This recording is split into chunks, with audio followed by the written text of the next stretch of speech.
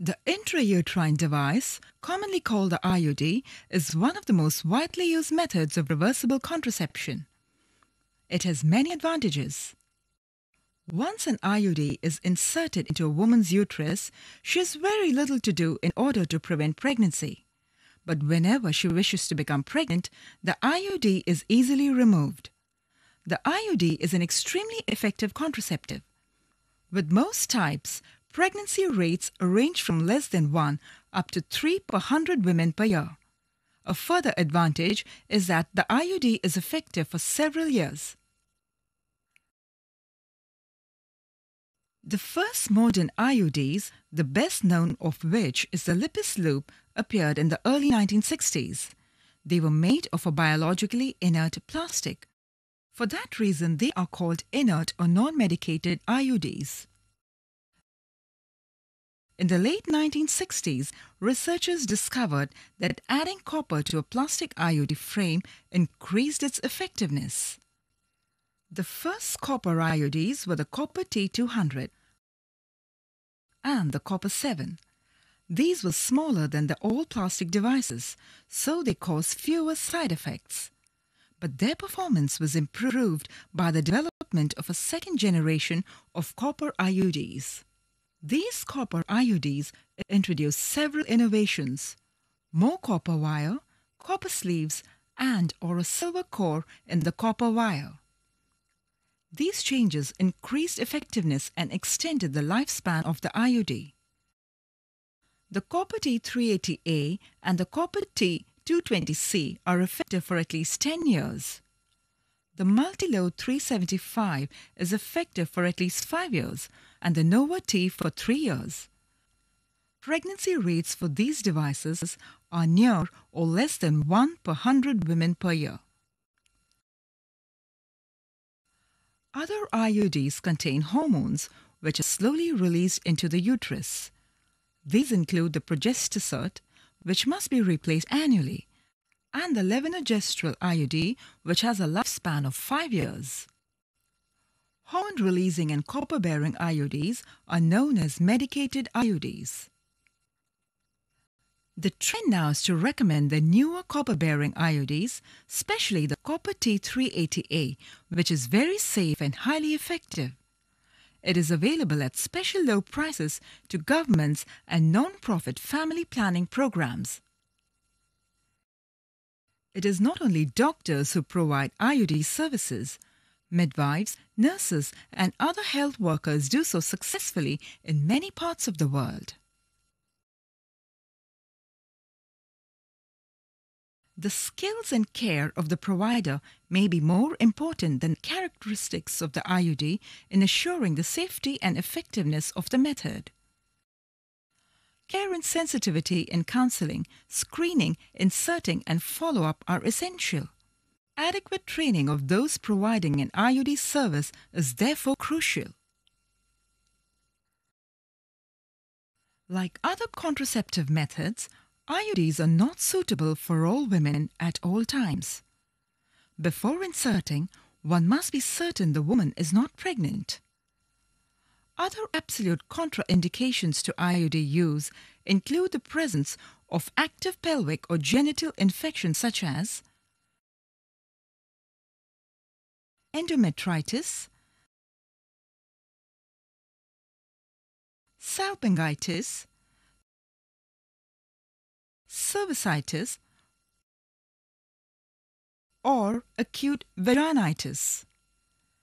Any of these infections should be treated and cured before insertion of an intrauterine device. Another contraindication is confirmed or suspected malignancy of the genital tract. Women with congenital uterine abnormalities or fibroids distorting the cavity should not receive IUDs. Any abnormal uterine bleeding should be investigated and treated before fitting an IUD.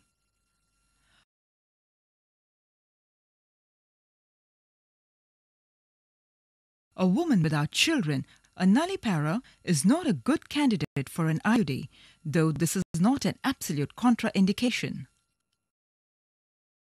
For a woman who's exposed to sexually transmitted infections, like a woman with multiple sex partners or whose partner has many sex partners, the IUD increases the chance of developing pelvic inflammatory disease. This in turn may produce infertility. Also, the IUD should not be considered the first option for women with a history of ectopic pregnancy.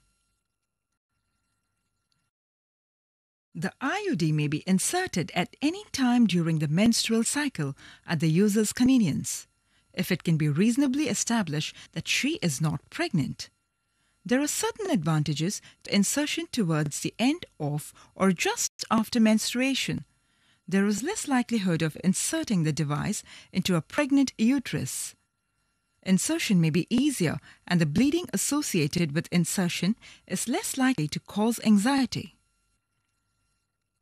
After a full-term pregnancy, the IUD should ordinarily be inserted at the 6 weeks postpartum examination or later.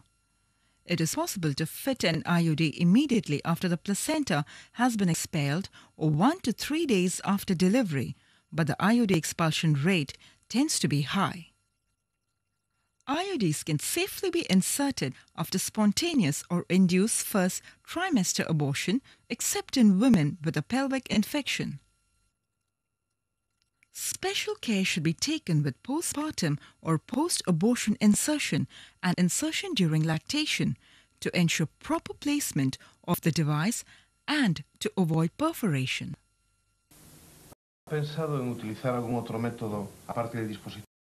All potential users of the IUD should be properly counseled about its advantages and disadvantages.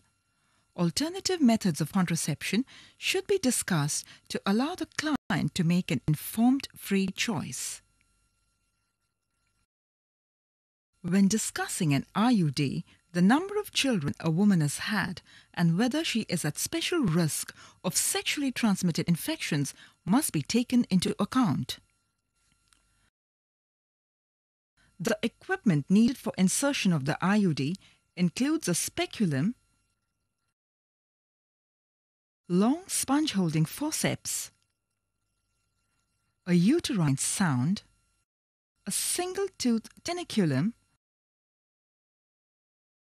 or a small Alice Chalmers forceps, curved scissors,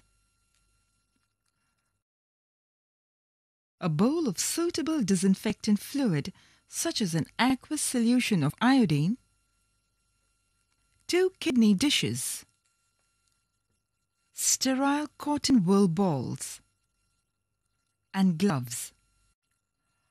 All equipment must be sterilized or high-level disinfected and arranged for use on a table or trolley covered with a sterile cloth.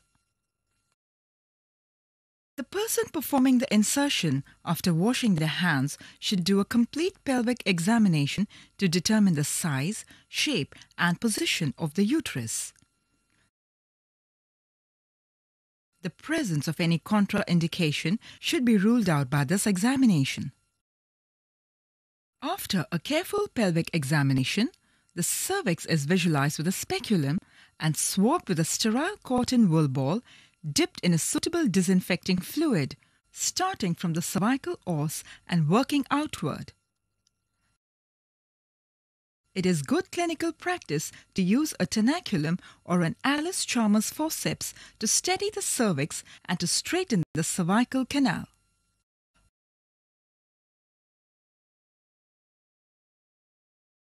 A sterile sound should be inserted to confirm the direction of the uterine canal and to measure its depth. Force should never be used to insert a sound or an IUD.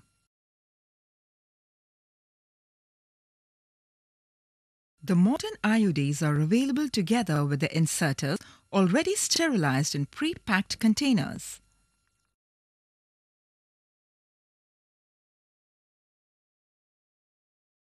Detailed instructions are often included with individually packed devices. These should be followed carefully. The copper T380A is prepared and inserted as follows. If sterile gloves are not available, the IUD should be prepared for insertion inside the pre-sterilized package by manipulating the IUD through the clear plastic cover. Place the package on a clean flat surface with the clear plastic side up. Make sure that the vertical stem of the T is fully inside the insertion tube. Partially open the end of the package furthest from the IUD. Pick up the package holding the open end upward. Bend the two flaps away from each other and remove the solid rod from the package. Put the rod inside the inserted tube until it gently touches the bottom of the T. Be careful not to touch the tip of the rod or brush it against a non-sterile surface. Put the package back on the flat surface. Through the clear plastic cover, place your thumb and index finger over the arms of the T. Push the tube and fold the arms of the T against the sides of the tube. Pull back the tube slightly. Push and rotate the inserted tube so that the T becomes trapped inside it. The uterine depth must now be set. This is made easier when there is a measuring scale printed on the package. The distance between the tip of the folded T and the top of the blue depth gauge should be equal to the depth of the uterus as measured by the uterine sound. Suppose the depth of the uterus is 7 centimeters. Level the top of the blue depth gauge at the 7 centimeter mark of the scale. Then hold the depth gauge at that position with one finger while you push or pull the inserted tube until the tip of the IUD is at the right distance from the depth gauge at the 0 point of the scale. If there is no scale printed, you can measure by holding the sound next to the IUD package. If the tip of the folded T is in line flat, turn the tube while holding the blue depth gauge down until gauge and T lie in the same horizontal plane.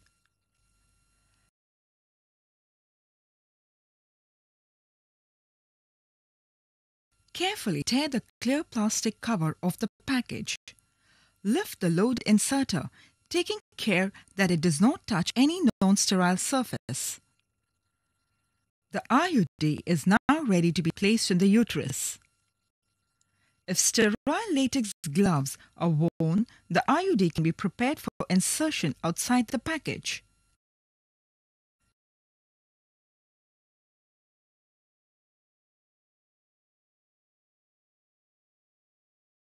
Do not allow the assembly to touch anything that is not sterile, including the outside of the package. The IUD should not be loaded more than 5 minutes before insertion, as the arms of the T can then lose their ability to spring back.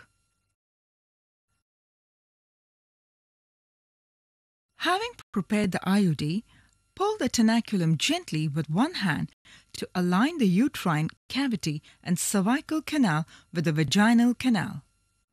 With the other hand, gently introduce the loaded inserter through the cervical canal, keeping the blue depth gauge horizontal. Advance it until the blue depth gauge is in contact with the cervix or the resistance of the uterine fundus is felt. The solid rod should be held stationary with one hand while withdrawing the inserted tube with the other hand. This releases the arms of the copper T high in the uterine fundus. Then very carefully push the inserted tube forwards until you feel a slight resistance. This will ensure that if the IUD has been left too low, it will be pushed closer to the fundus. Hold the tube stationary while withdrawing the rod. Slowly withdraw the inserted tube from the cervical canal. cut the IUD threads so that 3-4 centimeters protrude into the vagina. In releasing the copper T inside the uterus, remember to hold the rod stationary while pulling the tube back as far as the thumb ring of the rod. This is called the withdrawal technique. If the wrong technique is used, pushing the solid rod in instead of pulling the inserted tube out, perforation may be caused. On the other hand, if the inserted tube is not introduced right up to the fundus and then the withdrawal technique is used, the copper T will be placed too low in the uterus.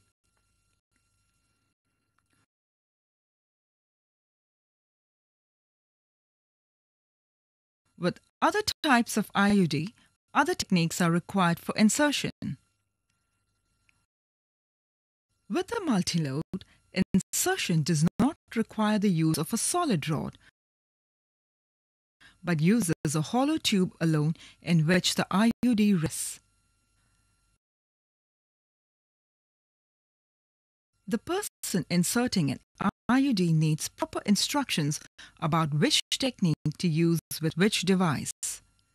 Training of the health worker is simpler and more effective when only one type of IUD is provided by the program, or two at the most. This also reduces the chances of using the wrong technique. There are a number of possible side effects related to IUD use. Vaginal discharge commonly occurs during the first few weeks after the insertion of an IUD due to the initial reaction of the endometrium to the foreign body. This should not be a cause for concern.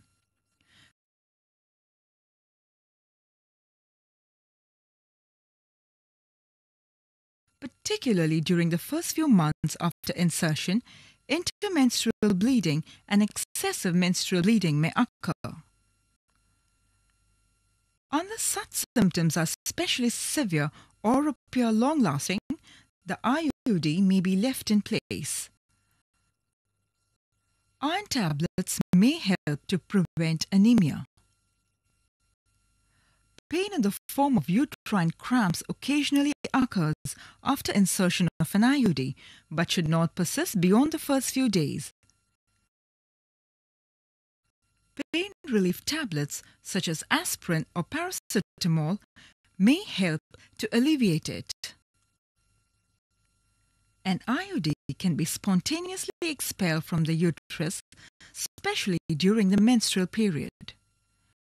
The expulsion rate is highest during the first month after insertion and then decreases. A woman can be unaware of the expulsion of an IUD and conception can then occur. Women should be instructed on how to check that the IUD is still correctly in place.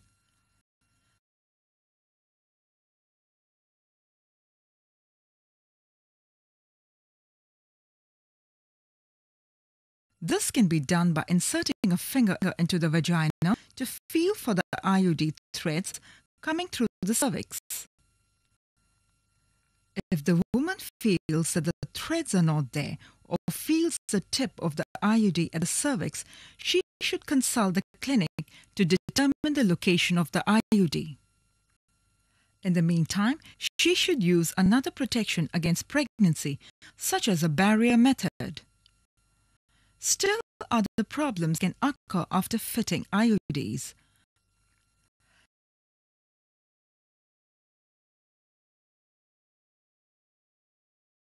In women at risk of sexually transmitted diseases, IUD use increases the risk of pelvic infection.